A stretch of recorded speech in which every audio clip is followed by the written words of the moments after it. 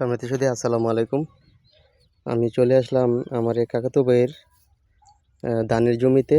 এই জমিটাতে rod mini জাতের ধান লাগানো হয়েছে এবং সঠিক সময় সঠিক পরিচর্যা করা হয়েছে, সে কারণে কিন্তু ধান জমিটা অত্যন্ত চমৎকার হয়েছে।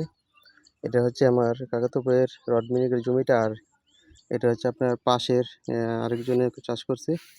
এই দেখুন, ধানের থোর কিন্তু বেরিয়ে গেছে, তারপর কিন্তু জমি ফাঁকা রয়ে গেছে, একদম ফাঁকা। আর এই পাশের জমিটা কিন্তু একদম চাপা ভরে গেছে। এক একটা গাছে 40-50টা করে গোছার মধ্যে ধানের হয়ে গেছে, চারা হয়েছে এবং ধানের কিন্তু কাস্তর অবস্থা হয়ে গেছে। এখন খালি ধান বের হবে।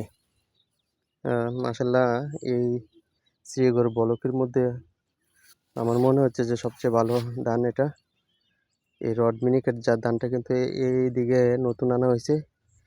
বীজগুলো এনে দিয়ে বাজার থেকে নিয়েছিল, তারপর এটা লাগানো হয়েছে এবং সঠিক সময় সঠিক পরিচর্যা করা হয়েছে এবং সময় মতন 3 বার করে মই